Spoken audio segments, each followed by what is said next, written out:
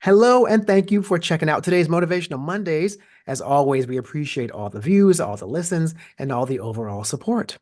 Today, we're going to do something a little different. As we know, student loan debt continues to be a very real concern for many Americans. And with all the ongoing conversations around debt and student loan consolidation, well, we thought it would be a really beneficial idea to share once again an informative student loan episode with Zack Geist. Now, Zack is the founder and CEO of Student Loan Tutor. It's the longest operating student loan repayment management and solutions firm in America. Now, with his years of experience, Zack provides borrowers with fundamental student loan debt guidance. So, if you've got student loan debt concerns or student loan debt, be sure to take notes as we present today's Motivational Mondays Rewind with student debt guru Zack Geist.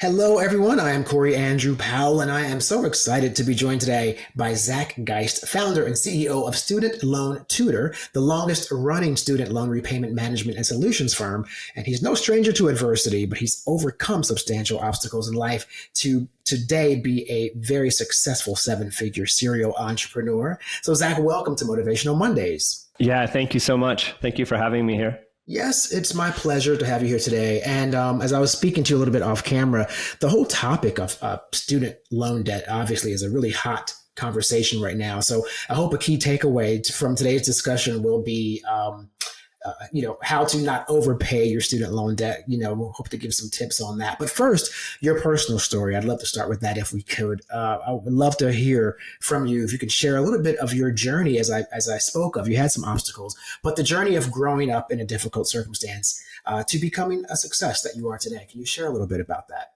Yeah, I guess let me start with the fact of saying that I'm really grateful for my early on adversity. I think that, and I struggled with this a lot as well. The trauma narrative is sometimes rather myopic. It doesn't take everything into consideration that a lot of the strength that we get comes through adversity. I'm a farmer now, among many other things. I say that, and I'm definitely not a farmer compared to most people. I would say I'm a very amateur farmer, but I do, in fact, own and steward and live on a farm a good portion of my year on the big island of Hawaii.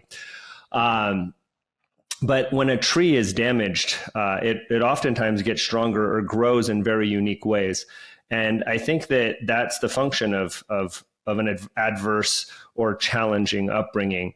And I think that typically speaking, mentors were around as a role that existed for both men and women that could help understand and make meaning and provide initiations and rites of passage for people who have been challenged with adversity, so that they could embody this trauma and allow it to help them grow. So I grew up in the Bay Area of Hayward and spent a lot of time in Oakland as well. I lived all over the Bay Area. I lived in group homes for a time, halfway houses.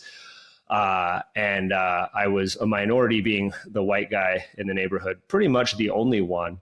And then you said Oakland, and I was like, Oakland? I think Oakland's like a lot of black folks. Yeah, a lot of black and Mexican. Most of my friends were black for whatever reason. They were, most of my friends were more transient. They came through and then kind of moved away. I didn't really get a chance to like really connect super deeply with a lot of people because it was just such a transient place to live, both for myself and for others, just people moving around. As a matter of fact, my wedding is this Saturday, and a good friend of mine from childhood is coming down, and he's participating in a wedding ceremony with me as well. And I consider that to be one of my greatest accomplishments, is actually being able to have successful relationships. Because when you have that challenging upbringing, I found making money to be rather easy relative to many other things. And I found, having long-term intimate relationships to be quite challenging. And my wife has helped, or future wife has helped coach me in what it's like to be more sensitive and empathic and not bringing, that roughness to our relationship that I still do from time to time today, as a matter of fact. Right. Well, no, that's amazing because you're right. There is very often not an emphasis put on the relationship building aspect. Mm-hmm. And even in academia, everyone teaches the kids how to do stuff with their learning and their skills, but that skill is often overlooked, the ability to nurture relationships, especially when you're young, because hopefully those are the relationships that will sustain you and be a part of your life throughout, and there's not enough emphasis on that, I find. Our economic system and our business system and our business law is psychopathic. And I mean that literally. And I use the word literally very carefully these days because it's thrown around. It's psychopathic in the sense that it identifies each person as an individual separate unit that's cut off from everyone else. And everybody's competing like a gigantic game of musical chairs where the very few have the vast majority of the seats. 10 families have more than 50% of the global wealth. And wealth, what that means isn't like extra couches and refrigerators. Like that means like food and land and water and all of these things. So, yeah, this is a psychopathic system, and some people really thrive that are essentially psychopaths or sociopaths. And I don't mean that they're lucky to thrive in the system. They feel alone and they feel isolated. And I would say that I tried to adapt, and for a time maybe even successfully adapted some psychopathic traits or tendencies, which really struggled. It really affected my soul and caused me to like have to numb myself. And I used pretty much any possible thing I could, whether chemical or otherwise, to feel something different than how I was just feeling naturally. And I think that relationships, not only are they overlooked, I think they're paramount. I think they're required in order to really have any type of real success in one's life. I mean, your podcast is called Motivational Mondays, and I would say that I see so many people writing motivational things on their walls, but I would instead cultivate relationships to where that motivation is implicit. And some of that is listening to, positive, inspiring and supportive information and content, as we call it. Content, I guess, used to just be called having a conversation with some friends. And I am grateful. I think that this is such a beautiful time for podcasts, is because these, mentors could maybe not be necessarily in person, although I think in-person mentors are much better.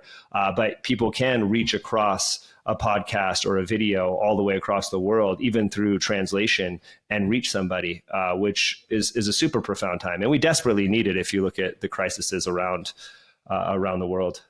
Yeah, I agree with you. I take it very seriously, this podcast, because I get the emails, I get the messages from people. And we want to be a platform that also is inclusive. So for me, it's very important to have a person on who, she's an advocate for example, cerebral palsy. And she welcomes when people are staring at her, because she wants to have a dialogue about, well, here's what my body is doing. Here's why it's not abnormal. We all have issues, and don't pull your kid away from me and freak your kid out. Now your kid's freaked out by a normal thing that happens to some bodies.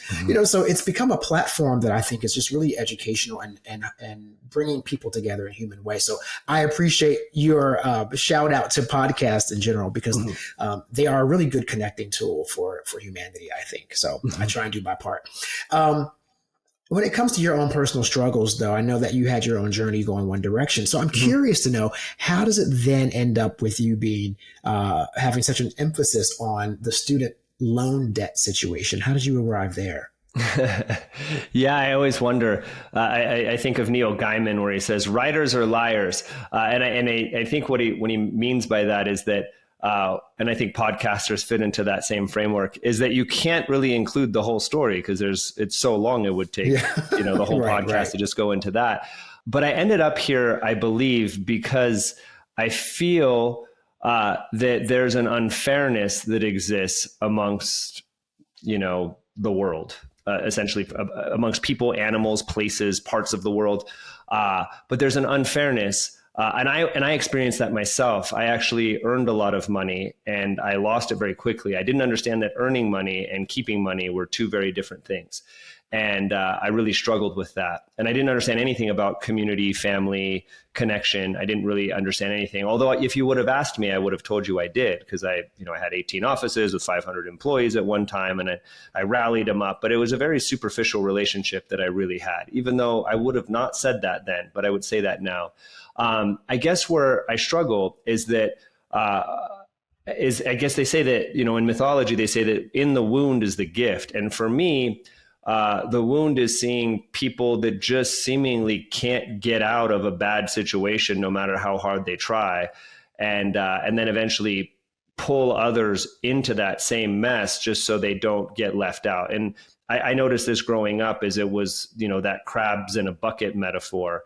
And I really think that it's not that we could just pull ourselves up by our bootstraps and all just get out. And, a lot of motivational talks would talk about, this one person that was able to have success, whether it's Tony Robbins or Oprah Winfrey or whomever. But these are usually outliers. And if you connect it back, it was some relationships that happened or some trauma that created the branch, and then somehow meaning formed and it was able to grow. And I think that communities are supposed to do that, and people are communal beings.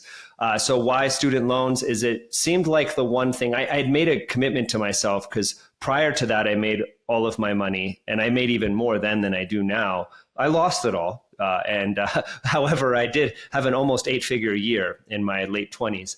And built from nothing, doing door-to-door marketing and sales for the largest cable company, Comcast. And I said, the next thing I do is going to at least be morally neutral. At first, I was wanting to do something good, but I found it was really too difficult to find. I want to create some great product, but in creating it, I put all these other products out of business, or I realized I could sell it for less than I really need to. So I would pump up my marketing, or else someone else will and compete with me. So what I found that there were two things I really was passionate about. One was helping people that are struggling with addiction. So I thought maybe I would do that, but that seemed like I would just get pulled into the vortex with it potentially, because that one maybe was too fresh for me. And the other one was helping liberate people from debt, because I realized that debt and bondage and slavery are linked together. They're in that same realm. And there used to be debtors' prisons, and there used to be something called debt peonage, which was a form of debt slavery that someone would be in. And I felt like student debt was something that there was a crisis around. Lots of companies starting up that seemed to be doing shady, just outright scammy type things. And I knew there were programs that were intentionally put into place, but for some reason, people struggled on how to navigate those for their own, best interest. So I thought maybe I could figure out a way to do that. And it took me a long time. It took me a year of working with student loan attorneys and running people through this process, which is a really broken system. The Biden administration has done a lot in order to correct that. And it needed to be done. Not exactly what I would have done to correct it, but they did some major plays. It actually, helped a lot of people that were in weird loophole situations. Someone had $100 loan from '94 and then took out $300,000 in 2014, and they get all of their loans forgiven due to some weird technicality. We're seeing a lot of that happen right now, whereas the people with 10,000 got nothing. Yeah, that's what caused me to do it. I hope that answered that question.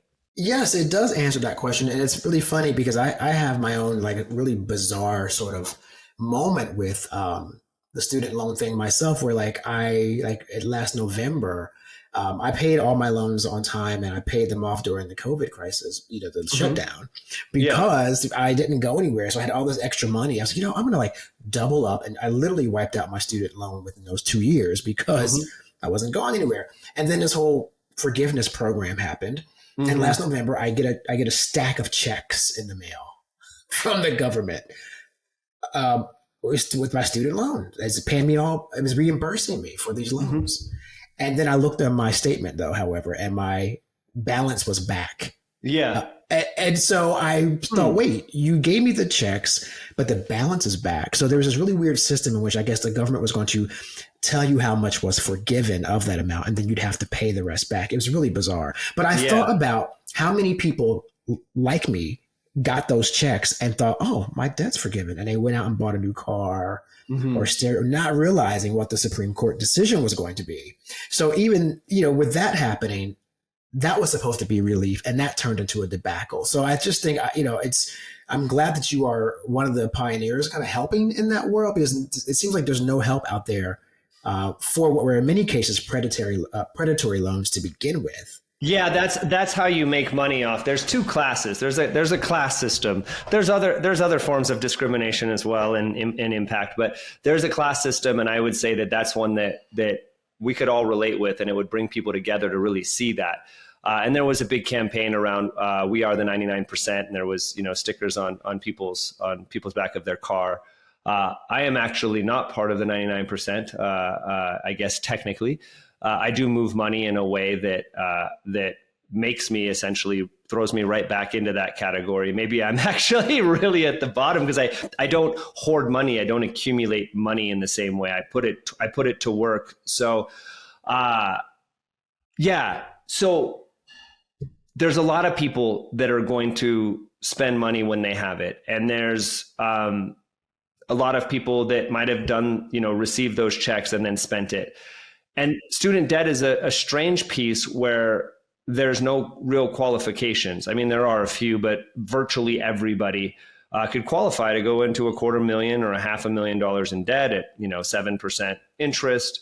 And then it's very difficult to get discharged in bankruptcy, which people all know, and they have no idea how to manage it. And there's I learned something that is sad, but oftentimes when you want to know the answer to something, you follow the money. And it's like you follow something that looks really evil and you're like, oh, why is that evil thing happening? And then you dig into it and someone's getting tons of money from it. A lot of war, I think, is from that. It's profitable. And student debt, I think, is the same way. I mean, I was told, I don't know how accurate it is, that federal student loans are the number one most profitable government division of the government. And I guess that would mean it depends what you consider it. I mean, if the debt's owed but not paid, is it still profitable? These things are very, very mysterious. Where is the money actually coming from? I've saved borrowers something like $500 million over the past almost 10 years. This is an estimate. I don't know what they would have paid had they not met me. Maybe they would have figured out something else. But this is an estimate. It's a lot of money. And where did that money come from? Did it cost taxpayers? Did it just get simply spoken out of existence in fiat as the US government, which is where the entire global economic system is based on the dollar? Did it just somehow disappear and siphon off of there? What exactly happened? Did it get diminished by inflation about printing all of the money during COVID?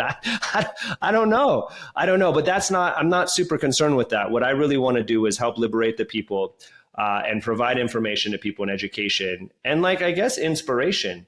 There's a quote that I've coined over the years. Anyone could use it if they want. I haven't trademarked it or anything. It's funny that we could just own words and statements and stuff, right? I mean, some get declined. You can try. Some get declined. Yeah, you can't. Some of them do.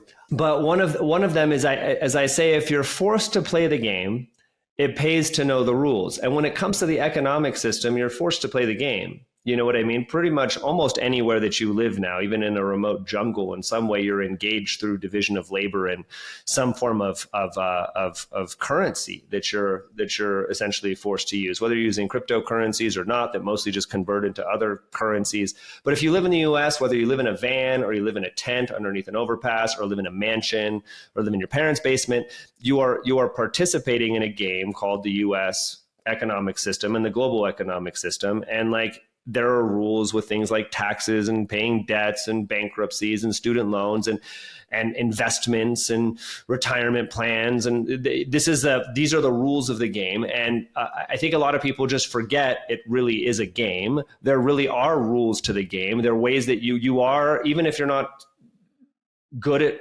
remembering rules, you could find people that are. And there are ways to navigate the rules of the game to have a very different outcome. When you're playing and when the game is Monopoly and virtually all the squares, if not all of them, are already taken and you're not the owner of many, it is even more important that you learn how to play this game.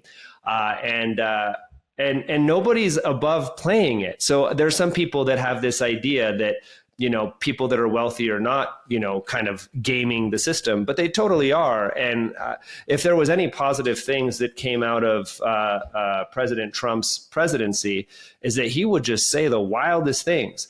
And one of them, from what I understand, I should look this up, is because I believe he said it. And if he didn't, I bet you he said it before. This idea of I don't pay taxes because I'm smart.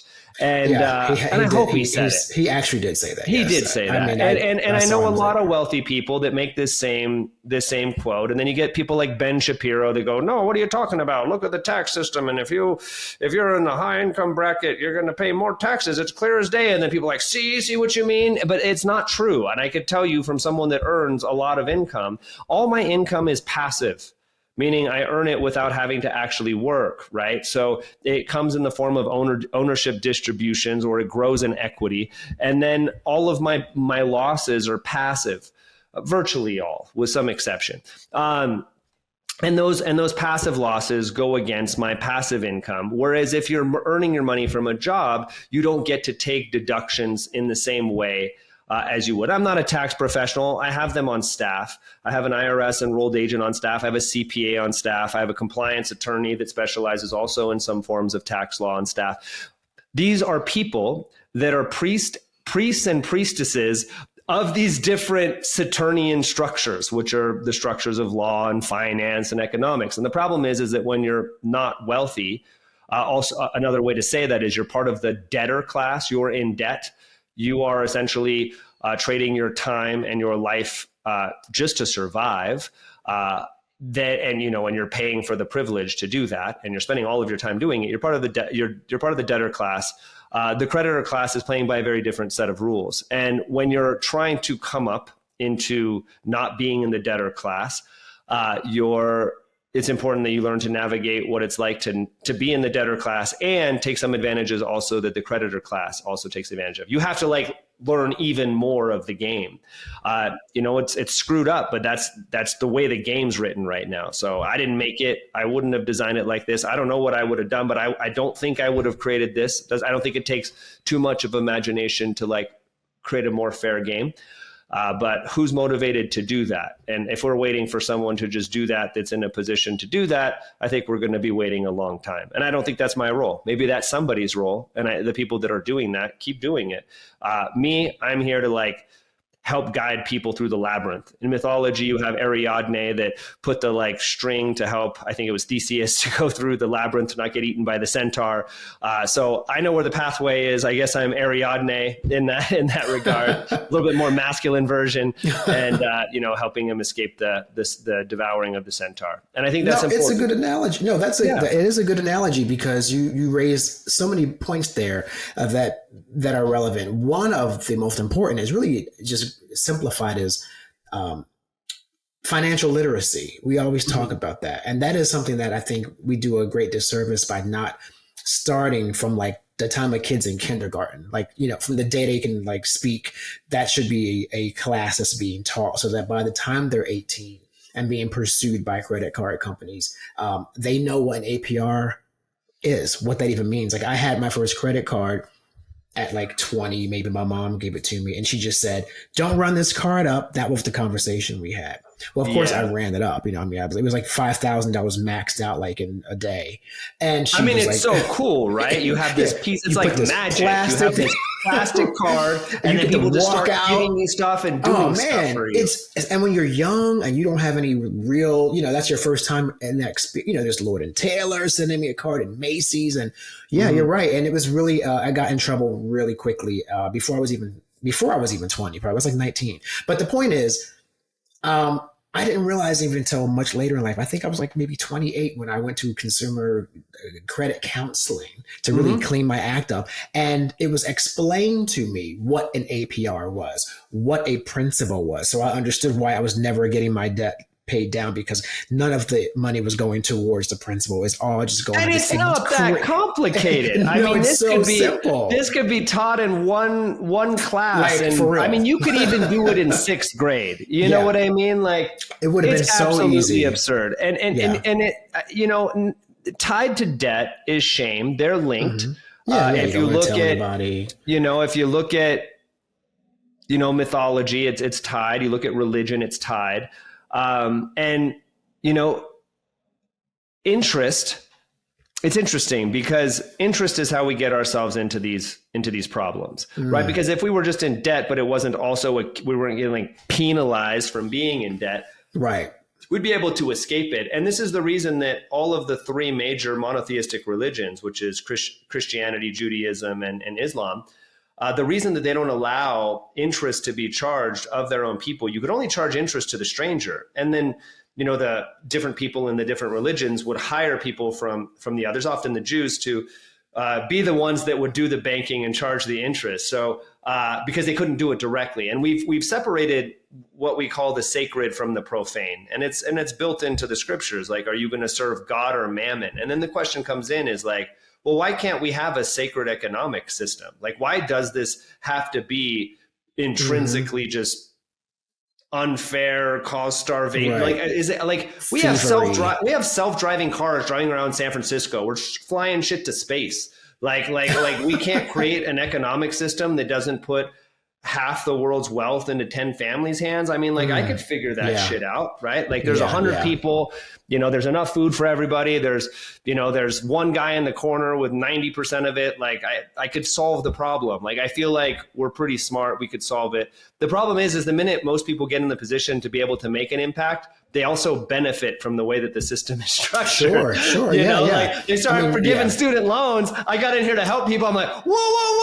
Don't get rid of all of them all at once. Like, what am I going to do? I have a mortgage too, Right. Well, it's funny because there's two, and I want to, I don't want to make it to a political conversation, but there's a couple senators, who, you look at when they first entered the Senate, they were like, $38,000 in their savings account. And 2 years later, they've got a couple $1 million in their savings account, and they're not so pro helping the people as they initially ran on, because now they got into a system where now they're benefiting from that unfairness. And so it's a really, you hit the nail on the head there with that. I've seen it a lot. And, but, you also talk about this, how simple it would be. Yeah, it's a very simple conversation. It was learning what an APR was, learning what the interest rates were. And when you apply that to student loans, the same thing applies. I mean, I have a friend who went to get an associate's degree for $30,000, and she went to deferment. And that $33,000 loan now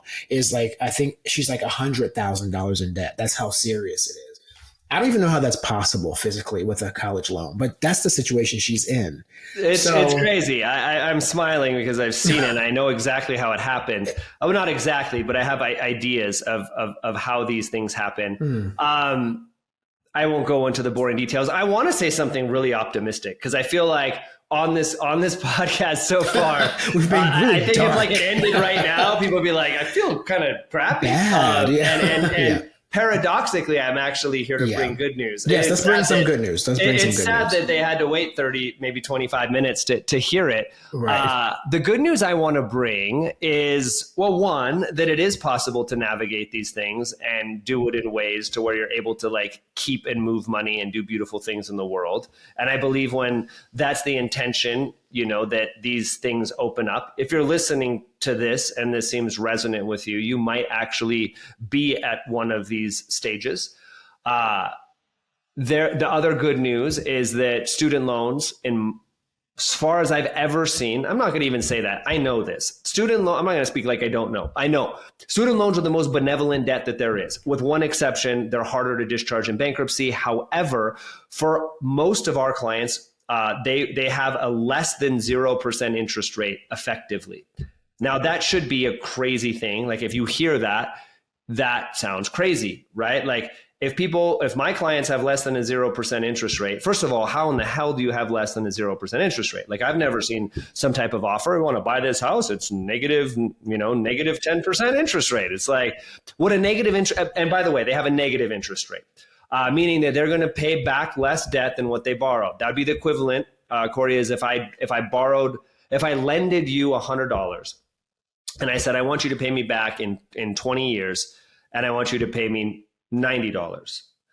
Like you would have a negative 10% interest rate. And if you really wanted to figure out what the actual effect of that adjusted for inflation, it would be even more of a negative interest rate effectively, right? Like how it affects you. And then if you also take into consideration that you didn't have to make any payments between now and then, and you were able to reinvest that money for a return, then you start to see that you end up at two completely different pathways. Now, for a lot of people, what they do is either they don't, and I know a lot of people that I just sponsored a music festival recently. I was the main sponsor. Me and my company, we came out, beautiful time. And I spoke from the main stage about finance. They're there to like listen to music, right? No, that's great though. That's great you did that. Yeah. And people came up to me just super grateful. I was worried about it. I'd never mixed those worlds. I love music and dance, and I run a dance event that's gone on for 8 years. And I like a lot of things.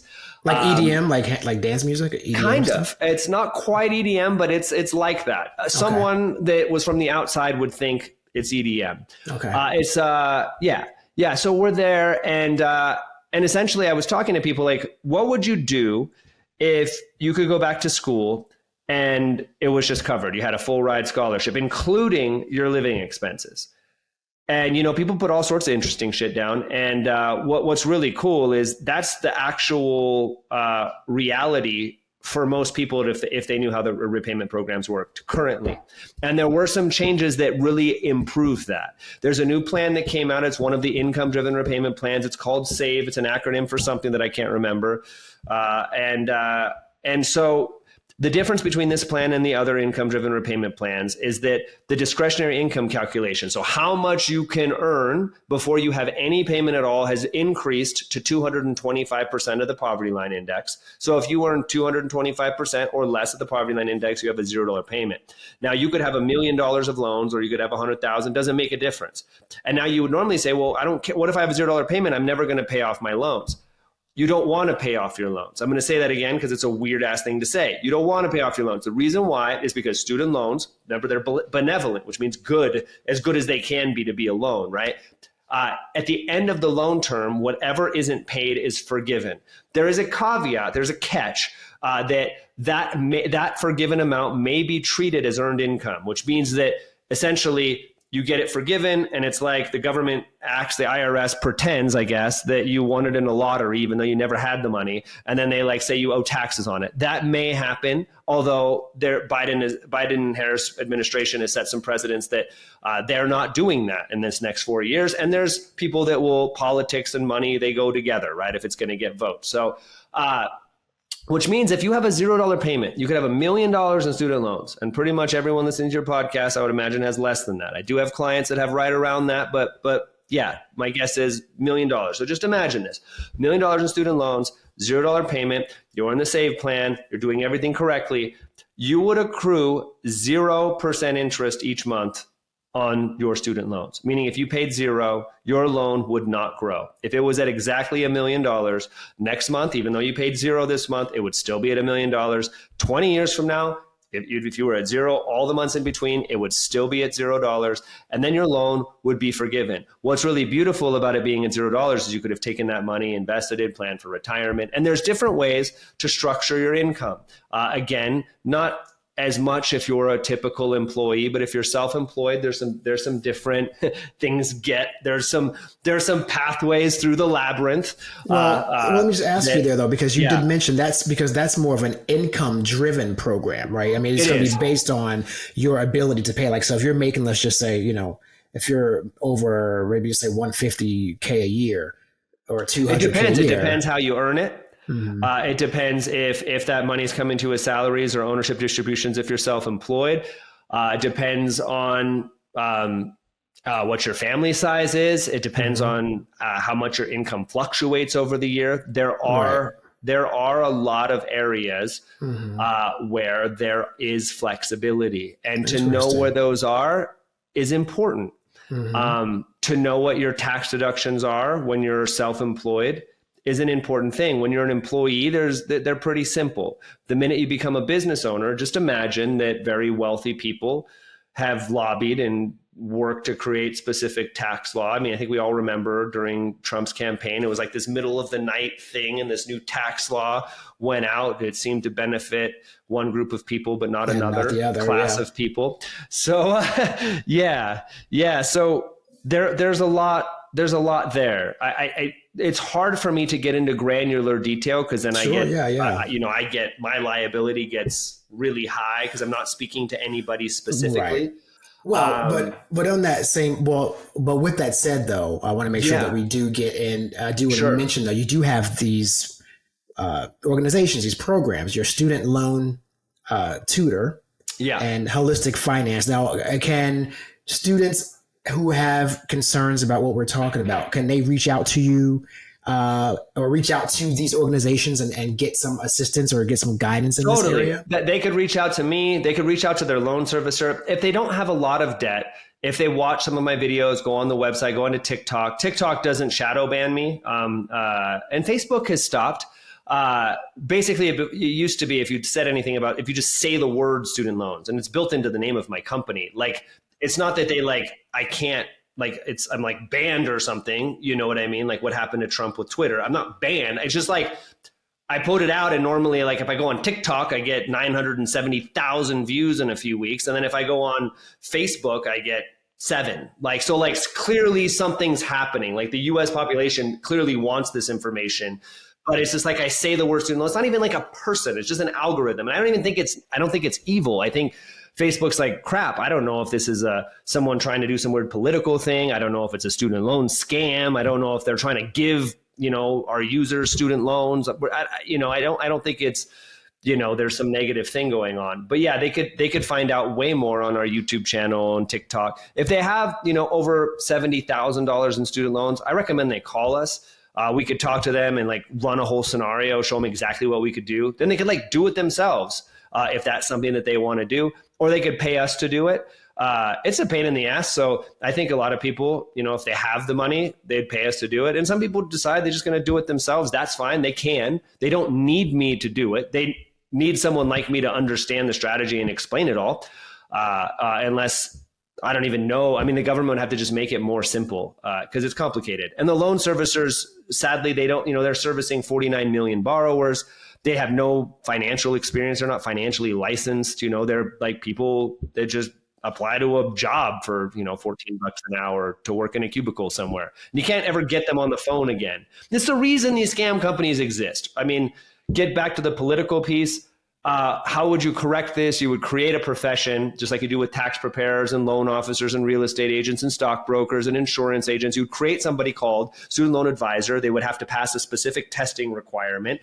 There would be laws and a regulatory body that would then govern them. They would have to carry insurance. People then could vet somebody that seems to know what they're doing. But for whatever reason, the Department of Education says the loan servicer is all you have and no one else can help you, which is clearly not the case. There's an entire area of law called student loan law. There's a whole treaty written on it. There's attorneys that practice exclusively student loan law. And I don't know, me and my team of 19 people are pretty damn busy, booked out till November. So apparently we're doing something. And there's a reason that people are paying us as opposed to getting free help from the servicer. So there's something wrong here. And I hope they correct it. Zach, wow, this is a great conversation. And I think, I know that our audience and the public who's not in our regular NSLS community will get a lot of great information from you. So we are happy you were here today to join us. Zack Geist, founder and CEO of Student Loan Tutor, the longest running student loan repayment management and solutions firm. Thanks for being here today on Motivational Mondays. Mahalo.